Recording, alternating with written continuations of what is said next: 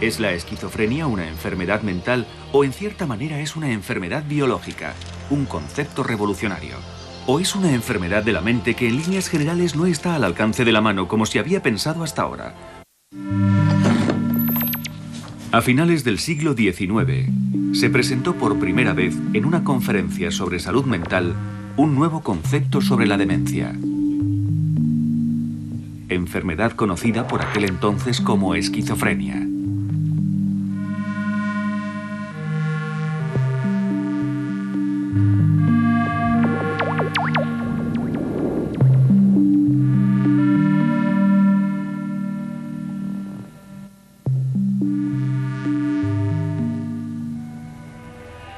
Una antigua película educativa sobre la esquizofrenia.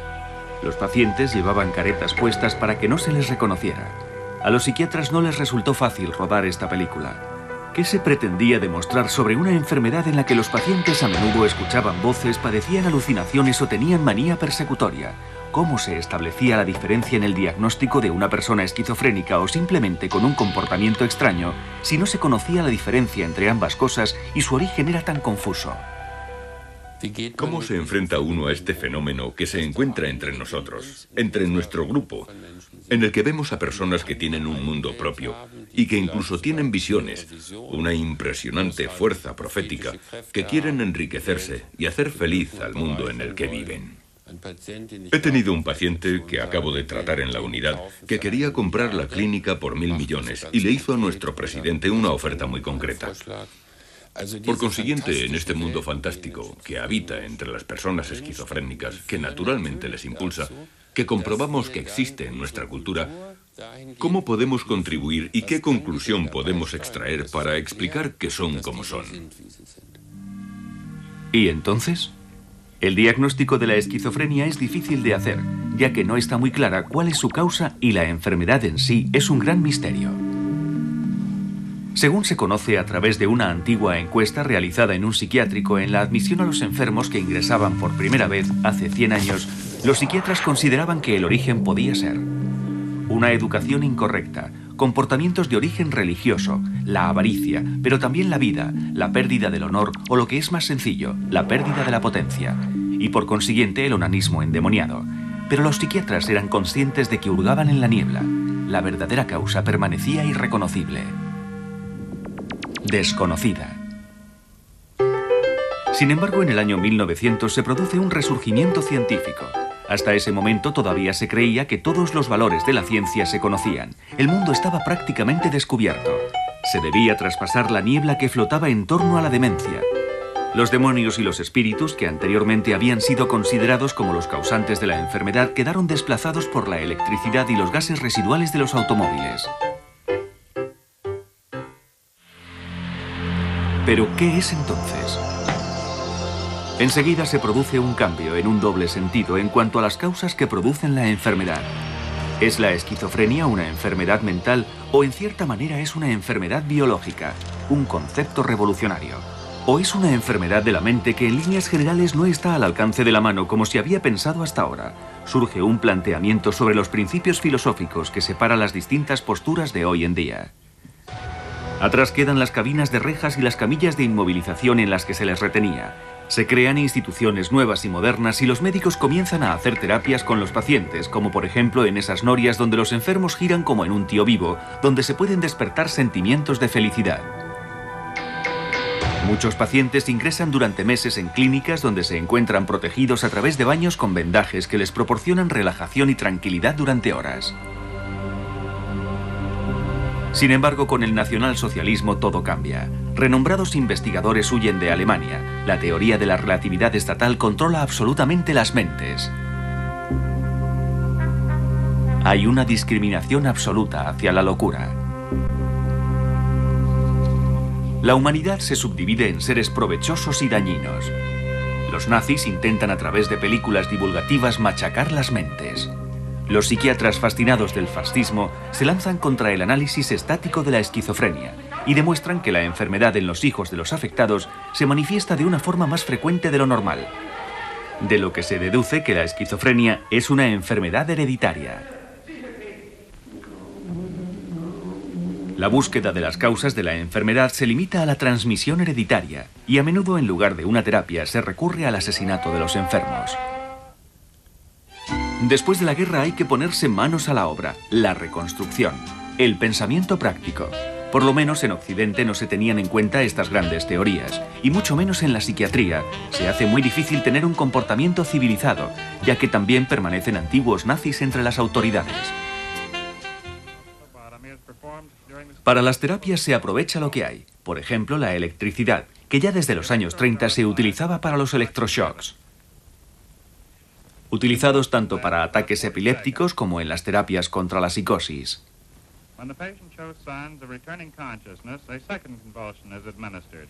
También los electroshocks se utilizaban parcialmente para los preparativos y a continuación las operaciones de cerebro, las lobotomías.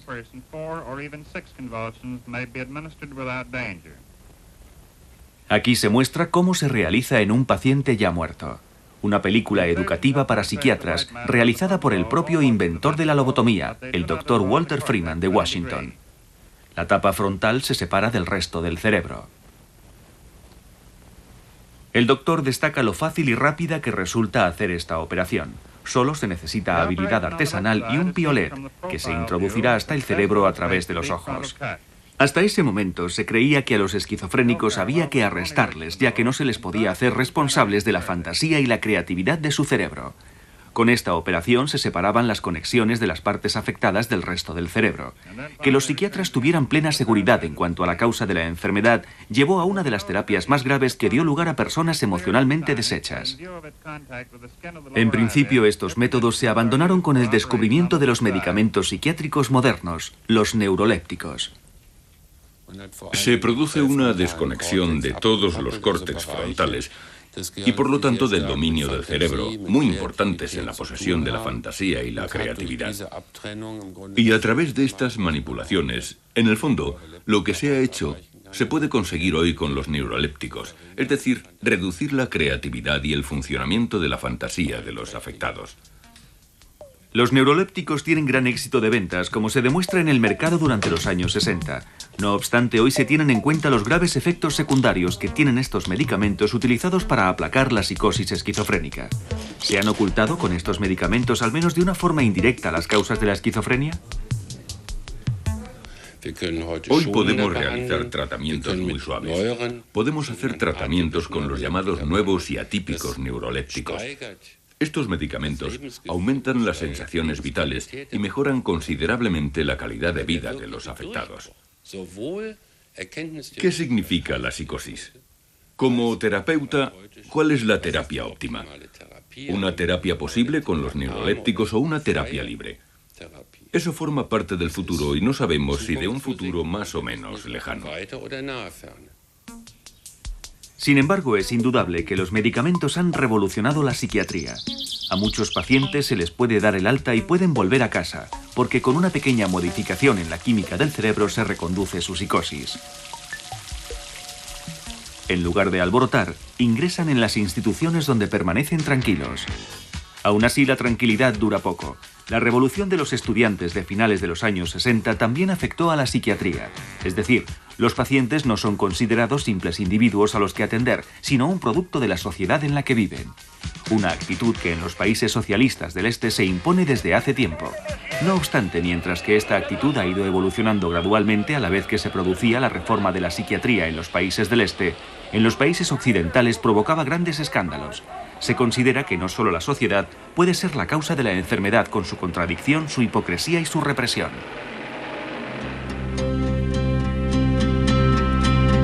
El punto culminante de esta opinión lo encontramos en Heidelberg, en el colectivo de pacientes socialista. Al aceptar que el enfermo de esquizofrenia especialmente sensible se encuentra afectado por la injusticia y la contradicción de la sociedad, este se convierte en un revolucionario. La enfermedad se ve desde un punto de vista positivo, ya que se abren los ojos hacia ella y se politiza frente al sentimiento autoritario del Estado.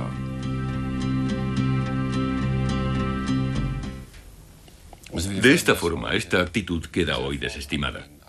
Pero yo creo que también tenemos que tener en cuenta que hoy vivimos en la era de la proscripción de la enfermedad psíquica, también en la era de la proscripción de la psiquiatría. En 1968 todo cambió. En esta época existía una glorificación de la psiquiatría y de la enfermedad mental, pero de ningún modo se producía en toda la psiquiatría, sino que definía la reforma psiquiátrica que ya se había magnificado. Hoy en día el péndulo se encuentra ligeramente desviado en sentido contrario. Quizá tenga algo que ver en esto que hoy la causa de la esquizofrenia se vuelve a buscar más en el aspecto biológico. El cerebro se encuentra en el núcleo de la investigación, al mismo tiempo que se encuentra una solución a la antigua contradicción entre el origen psíquico-mental y el origen orgánico-biológico de la enfermedad. Como ya se sabe, el cerebro como órgano representa nuestra psique, y con la enfermedad se altera. De eso está convencido el profesor Bogerts, de la Clínica Psiquiátrica de la Universidad de Magdeburg. Nuestra personalidad está en nuestro cerebro.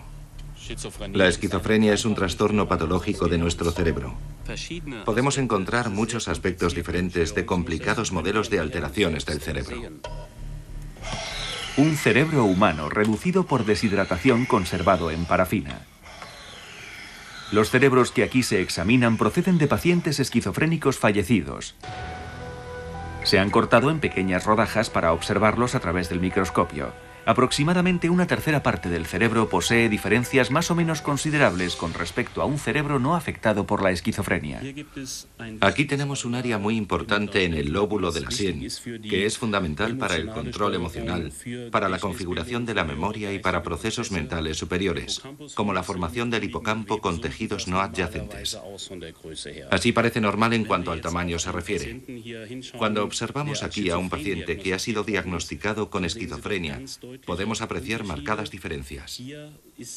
Las áreas están mínimamente trazadas, lo que, según hemos visto antes, se aprecia claramente. Esta formación del hipocampo aquí es muy pequeña, probablemente por causa de un menor desarrollo prenatal. Esta es nuestra interpretación. La corteza cerebral de este lado es considerablemente menor, como se ve aquí, que en la parte análoga opuesta. Por consiguiente, estas áreas, importantes para la interpretación, la memoria, la filtración de las emociones, se reducen de forma acentuada en la estructura y en la función que desempeñan. Con la investigación de Magdeburg se mide al milímetro el volumen de cavidades del cerebro que se encuentran llenas de líquido. En lugar de masa cerebral aparecen sencillamente agujeros. Como se puede observar, estos agujeros que todo el mundo tiene en los cerebros esquizofrénicos son más grandes que en los cerebros sanos. Estas alteraciones del cerebro que hemos visto aquí, es decir, la dilatación de las cámaras internas del cerebro, que a menudo se apoyan y producen una reducción de sustancias de esta naturaleza en las áreas medias de los lóbulos de la sien, muestran pruebas inequívocas de que pertenecen a los cerebros con trastornos de esquizofrenia y desde hace muchos años producen una incertidumbre considerable.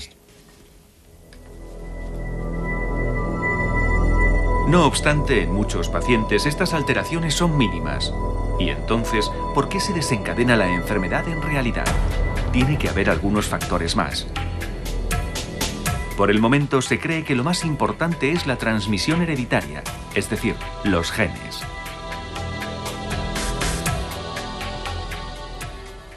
El Instituto de Genética Humana de la Universidad de Bonn. Aquí se afirma que la esquizofrenia es hereditaria.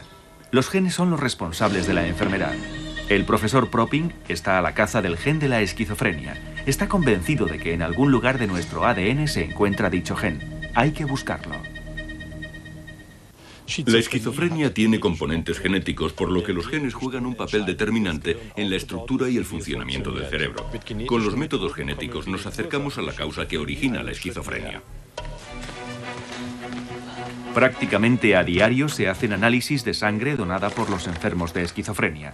Las pruebas se analizan genéticamente y se comparan con la analítica de una sangre sana. La sospecha de que debe haber una diferencia entre ellas procede de un antiguo estudio realizado a los familiares de los pacientes. Se ha demostrado que los familiares directos de los pacientes, es decir, hermanos o hijos, tienen un riesgo aproximado del 10% de desarrollar la esquizofrenia en el transcurso de su vida. Este porcentaje es más considerable que la tasa de enfermedad en cuanto a la densidad de población media, que se encuentra en un 1% aproximadamente. Esta conexión estadística demuestra que con plena seguridad la genética tiene algo que ver y que la transmisión hereditaria juega un papel importante. Tiene que haber un gen que produce la esquizofrenia. No obstante, una vez que esto se ha detectado, es posible la utilización de medicamentos acertados. El profesor Proping es optimista en cuanto a que en poco tiempo se descubrirá su ubicación exacta dentro de la cadena de ADN.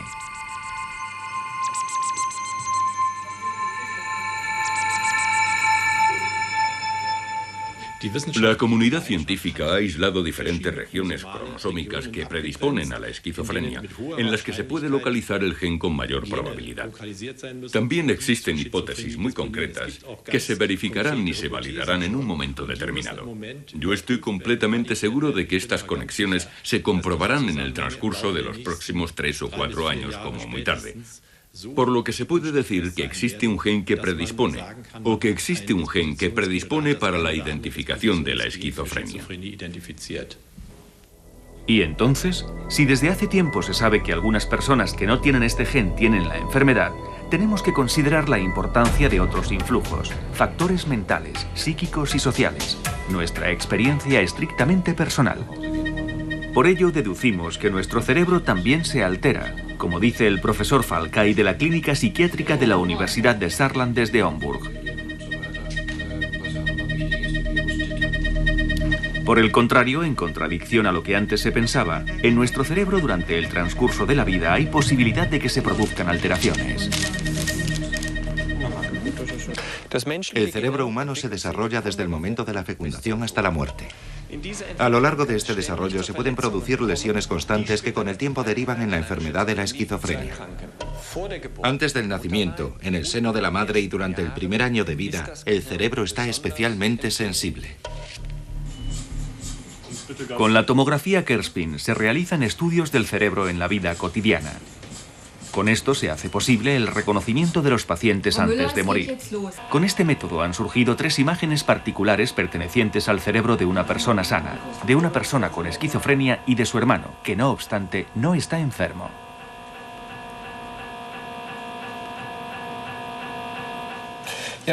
Podemos observar aquí en la parte izquierda el cerebro de una persona controlada. Son imágenes tomadas a través de una tomografía Kerspin. En el medio podemos ver la imagen del cerebro del hermano de un enfermo que no tiene esquizofrenia. A la derecha podemos ver juntas las imágenes de los cerebros de los 2 hermanos, uno de los cuales tiene la enfermedad.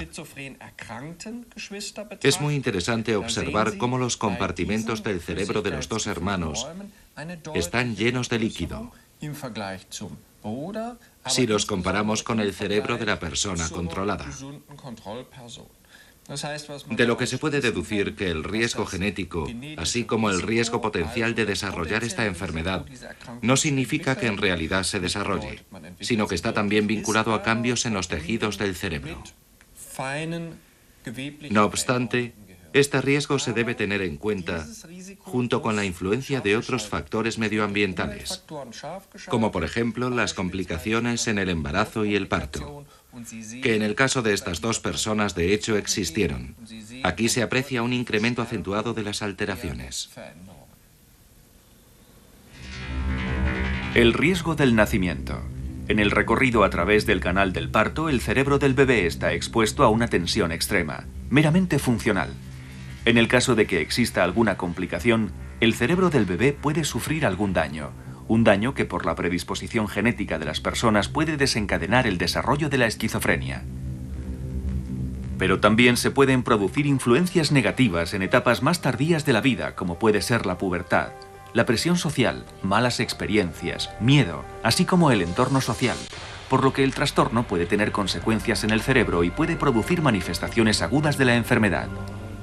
Donde se fomenta mucha presión, donde cuenta la producción por encima de todas las cosas, donde hay pocas relaciones personales, donde exista la noción de que lo que a mí se me consiente se puede volver a prohibir en ese mismo instante, o donde da igual lo que se haga, todo está mal, donde se presiona psíquicamente para expresarnos de una forma sencilla. Ahí es fácil que exista una predisposición para la enfermedad. Pero ¿cómo se llega a esto? ¿Qué hace el entorno? ¿Cómo afecta el estrés al cerebro, a sus células, a la sinapsis, a los receptores y a los transmisores? Un terreno muy relacionado con la electricidad y la química.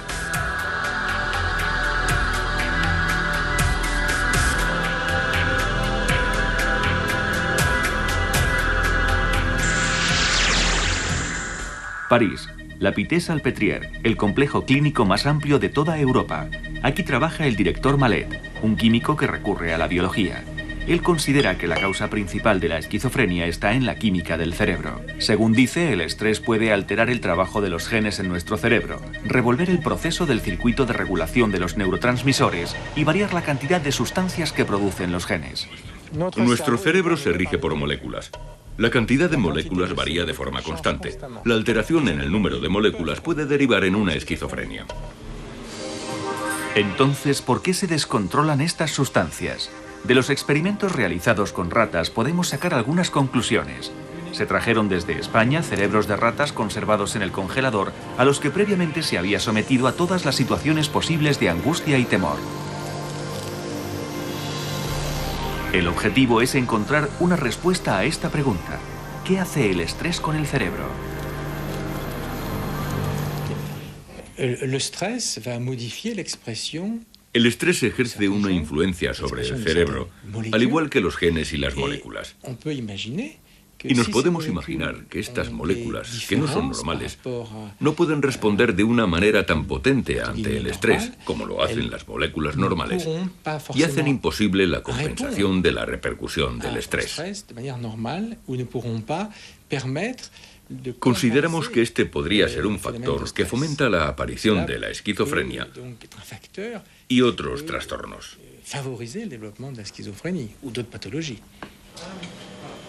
El proyecto más ambicioso, un chip biológico que debe analizar simultáneamente la producción de hasta más de 10.000 genes. Debe montar una rigurosa lista de control, una técnica altamente sensible. Debe detectar el descubrimiento de aquellos genes que se alteran por causa del estrés. Lo que es evidente es que las esperanzas puestas sobre la investigación son muy grandes, aunque todavía no se conozcan. Mi esperanza es que a través de esta investigación podamos llegar a entender la causa tanto de la esquizofrenia como de la función del cerebro. No se puede desligar una cosa de otra, la genética de la esquizofrenia y la función de un cerebro normal. Y este es el gran concepto sobre el que trabajamos. De esto depende el estudio del circuito de las neuronas del cerebro en cuanto a cómo funcionan con normalidad. Y después, tener en cuenta estos circuitos todo lo posible para que se desarrollen a partir de ellos modelos matemáticos. Pero también existen otros muchos planteamientos a la hora de aclarar las causas. A primera vista, algunos de ellos parecen completamente remotos, como por ejemplo que la esquizofrenia se puede desarrollar por un virus en el cerebro.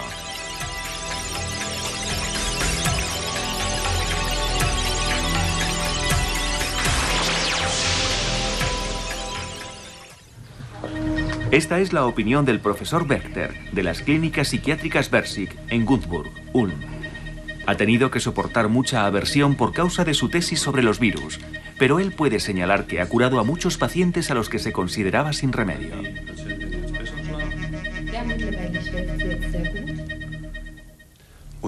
Nuestro cerebro está lleno de virus, la mayoría de los cuales no producen alteraciones, pero pueden producir depresiones profundas o esquizofrenia. Durante mucho tiempo se ha creído que en el cerebro no se podían encontrar virus y que los límites de accesibilidad del cerebro no se podían rebasar, pero ahora se sabe que se puede acceder a él a través de los conductos nerviosos, como por ejemplo los conductos de la nariz o los conductos olfativos que conducen directamente al mismo. Todos tenemos muchos virus en el cerebro. Esto está dentro de lo normal y estamos preparados para ello. Es decir, nuestro sistema inmunológico los puede paralizar. Pero puede suceder que el sistema inmunológico no esté lo suficientemente preparado o que se desoriente. Y entonces pueden surgir los primeros problemas, alteraciones en las funciones o casos peores, incluso la muerte de las células. Desde el punto de vista del profesor Wächter, no es posible el contagio de la esquizofrenia. Él lo demuestra con los resultados de su terapia, la filtración lumbar. Con esta terapia, los conductos nerviosos que circundan nuestro cerebro y nuestra médula espinal se derivan, se filtran y se vuelven a bombear a través de una cánula. Una terapia muy poco común para la esquizofrenia.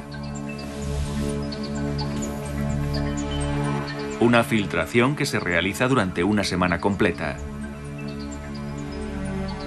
Cuando finalmente no se detecta ningún virus en la filtración, se demuestra que la infección producida por los virus no es peligrosa en realidad, sino que es una reacción excesiva del sistema inmunológico. No hemos conseguido filtrar los virus con absoluta certeza. Lo que en realidad hemos hecho es analizar y filtrar las proteínas de la infección e inmunizarlas en un 100%. Con el análisis de estas células se ha demostrado por primera vez que efectivamente estas células se activan y constituyen un peligro para el sistema nervioso. Hoy su paciente se encuentra otra vez bien. Desde hace 5 años, cuando ingresó en la clínica de Günzburg por primera vez, parece otra, ya que por aquel entonces tenía incluso muestras físicas de la enfermedad. ¿Entonces se ha encontrado la causa que produce la esquizofrenia? De ninguna manera. ¿Por qué la reacción del sistema inmunológico ante los virus no supone ningún problema para algunas personas y para otras es fatal? Los virus en sí mismos no pueden ser la causa. ¿Pero qué es entonces? La incertidumbre continúa. En realidad todos tienen razón, de lo que se deduce que no existe un concepto general. Yo mantengo que el cerebro es una máquina interactiva.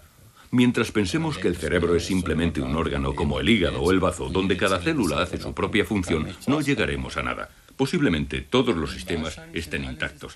Los esquizofrénicos no están enfermos, solo están enfermos por la forma en la que se interrelacionan las distintas partes en su cerebro. Son frecuentes las interrelaciones entre las distintas partes del cerebro: hipocampo e hipotálamo, amígdala y córtex parafrontal y lo que ello conlleva.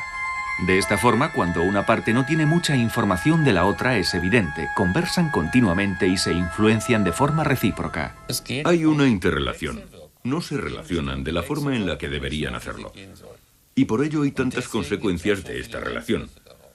Porque naturalmente la interrelación depende de varios procesos: regular, hormonal, social, psicoterapéutico, de un proceso de drogadicción y posteriormente de un proceso de riego sanguíneo cuando de repente en la vejez se convierte en psicótico.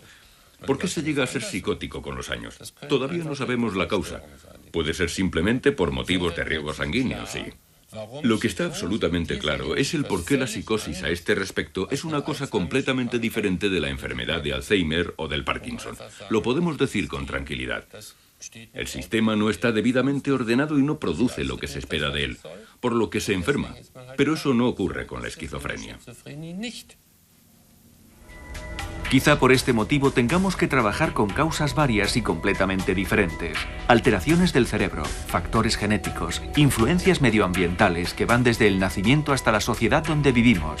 Factores motivados por el estrés que someten al cerebro a un esfuerzo, e incluso hasta virus que amenazan al cerebro y otros muchos motivos que todavía no conocemos. Por ello todos pueden ser responsables de las interrelaciones que pueden llegar a provocar un trastorno. La esquizofrenia es la enfermedad más compleja que existe. El sufrimiento de un esquizofrénico es tan horroroso que sería terrible que alguien afirmara: tengo la terapia óptima que termina con el mal desde la raíz. No es el caso. Ni siquiera, con todos los avances que se han realizado últimamente, se ha conseguido llegar al fondo de la cuestión. Quizá tengan que transcurrir otros 100 años más hasta que encontremos la respuesta definitiva. Quizá se descubran muchas más causas que originan esta enfermedad.